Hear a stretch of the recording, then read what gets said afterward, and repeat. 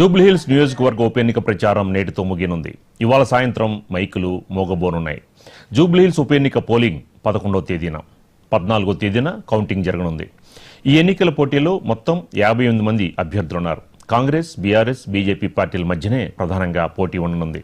17 రోజుల పాటు జూబ్లీహిల్స్ ఉప ఎన్నిక ప్రచారం కొనసాగింది.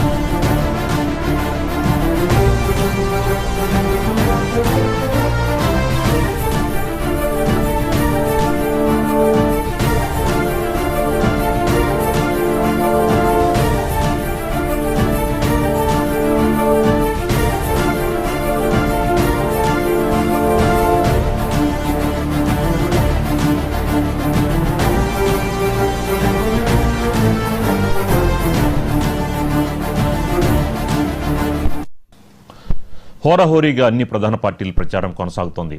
ఇవాళ చివరి రోజు కావడంతో భారీగా రోడ్ షోలు, ర్యాలీలకి కాంగ్రెస్, బీఆర్ఎస్, బీజేపీ నేతలు ప్లాన్ చేసుకున్నారు. 11వ తేదీన జూబ్లీహిల్స్ ఉప ఎన్నిక పోలింగ్ ఉండడంతో 48 గంటల ముందుగా ప్రచారం ఆపనున్నాయి.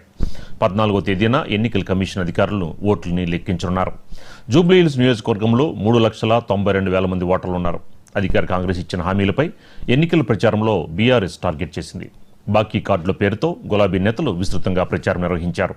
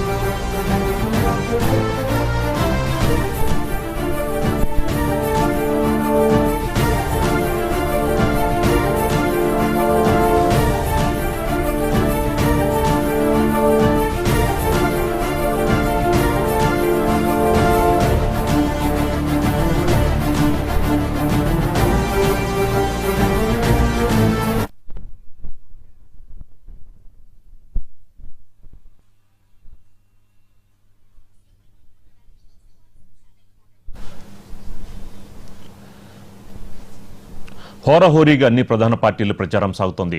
ఇవాళ చివరి రోజు కావడంతో భారీగా రోడ్ షోలు, ర్యాలీలకి కాంగ్రెస్, బీఆర్ఎస్, బీజేపీ నేతలు ప్లాన్ చేసుకున్నారు. ఇక ఇదే అంశానికి సంబంధించి మనకి మరింత సమాచారం మా కరెస్పాండెంట్ శ్రీనివాస్ అందిస్తారు. శ్రీనివాస్, ఏంటి ప్రచారం పతాక స్థాయికి చేరుకుంది? ఏంటి మరి కాసేపట్లో మొత్తం కూడా కామ్ డౌన్ ఏంటి, ఎలా ఉంది అక్కడ అట్మాస్ఫియర్, ఎలా ఉంది?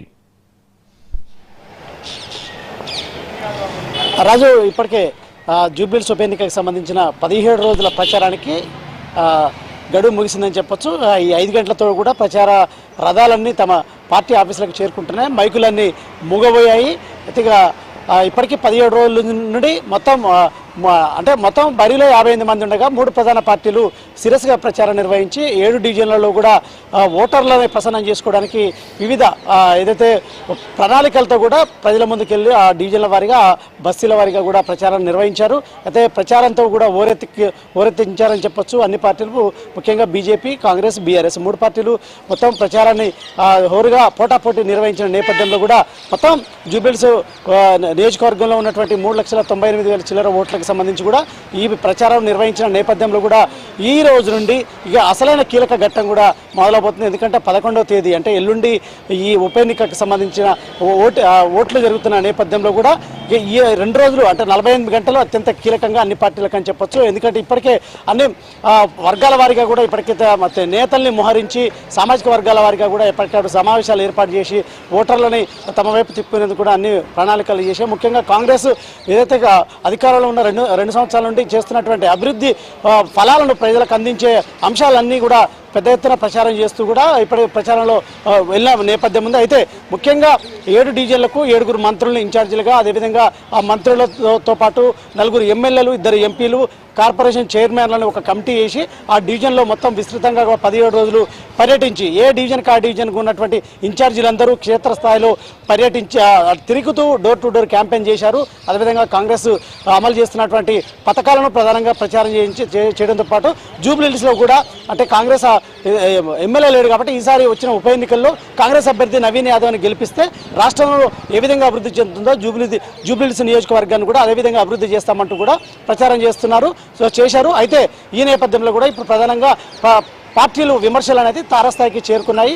ఇప్పుడు దేశం మొత్తం జూబ్లీహిల్స్ వైపు కూడా గమనిస్తుంది. ఎందుకంటే జూబ్లీహిల్స్ ఉప ఎన్నిక అనేది అత్యంత ప్రాధాన్యత సంతరించుకున్న అంశం కావచ్చు. ఎందుకంటే ఇప్పటికే అటు బెట్టింగ్లు కావచ్చు పెద్ద స్థాయిలో, అదేవిధంగా పంపకాల ఓటర్లకు చిట్టీలతో పాటు పోల్ చిట్టీలతో పాటు డబ్బులు కూడా పంపకాలు సాగుతున్న నేపథ్యం ఉంది. సో ఈ క్రమంలో కూడా ఎవరు గెలుస్తారా అనే అంశాలు ప్రధానంగా ఇప్పుడు సంతరించుకున్న పరిస్థితి కనిపిస్తుంది. ఎందుకంటే సీరియస్గా అన్ని 3 పార్టీలు ఫోకస్ పెట్టడంతో పాటు తాము గెలుస్తామంటూ కూడా ఎవరి కారు అంచనాలు వేసుకుంటూ ధీమాగా ఉన్న పరిస్థితి ప్రధానంగా 3 పార్టీలు. అయితే బీఆర్ఎస్ సిట్టింగ్ స్థానమైనటువంటి ఈ జూబ్లీహిల్స్లో ఖచ్చితంగా ఈసారి ఆ పార్టీ తమ స్థానాన్ని నిలబెట్టుకోవాలని కూడా చూస్తున్న నేపథ్యం ఉంది. కానీ కాంగ్రెస్ ఈసారి తెలంగాణలో అధికారం ఉంది కాబట్టి ఈసారి జూబ్లీహిల్స్లో పాగా వేసి రానున్న స్థానిక సంస్థల ఎన్నికల్లో ఉత్సాహంతో కూడా ముందుకెళ్లి కాంగ్రెస్కి ఇంకా ప్రజలు అండదండలు ఉన్నాయి, కాంగ్రెస్ వైపు ప్రజలు ఉన్నారని ఒక సంకేతాలతో కూడా స్థానిక సంస్థల ఎన్నికలకు పోవాలని కూడా కాంగ్రెస్ చూస్తుంది. రానున్న ఏదైతే గ్రేటర్ ఎన్నికల్లో కూడా మేయర్ పీఠాన్ని కైవసం చేసుకోవాలని కూడా కాంగ్రెస్ పట్టుదలతో ఉన్న నేపథ్యంలో కూడా ఇప్పుడు జూబ్లీహిల్స్ ఉప ఎన్నిక గెలిస్తే ఖచ్చితంగా మేయర్ పీఠాన్ని కూడా కైవసం చేసుకోవచ్చనే భావనలో కాంగ్రెస్ ఉంది. ఆ క్రమంలో కూడా ఈ సీఎం రేవంత్ రెడ్డి ఈ ఉప ఎన్నికను ఛాలెంజింగ్గా తీసుకొని తన భుజస్కంధాలపై వేసుకొని కూడా ఇప్పటికే 4 రోజులు ప్రచారాలు రోడ్ షోలతో పాటు కార్నర్ మీటింగులు అదేవిధంగా పెద్ద ఎత్తున ప్రచారం నిర్వహించారు. రేవంత్ రెడ్డి వచ్చిన తర్వాత ఒక రకంగా రాకముందు ఒక రకంగా ప్రచారాలు అన్నట్టు జూబ్లీహిల్స్లో కొనసాగింది. రేవంత్ రెడ్డి ఎంటర్ అయ్యాకనే మొత్తం కాంగ్రెస్లో జోష్ పెరిగింది, అదేవిధంగా అన్ని డివిజన్లలో ఉత్సాహం కూడా పెరిగింది. ఖచ్చితంగా అప్పుడు కాంగ్రెస్ శ్రేణులు గెలుస్తాము అనే ఒక ధీమాకి వచ్చిన పరిస్థితి కనిపిస్తుంది. ఎందుకంటే ఇక్కడ 10 ఏళ్ల నుంచి బీఆర్ఎస్ అభ్యర్థి ఎమ్మెల్యేగా ఉన్న నేపథ్యం ఉంది కాబట్టి ఖచ్చితంగా కాంగ్రెస్ కొంత వీక్గా ఉన్న నేపథ్యంలో కూడా కాంగ్రెస్ని బలోపేతం చేసేందుకు సీఎం అన్ని విధాలుగా కూడా ప్రయత్నాలు చేశారు.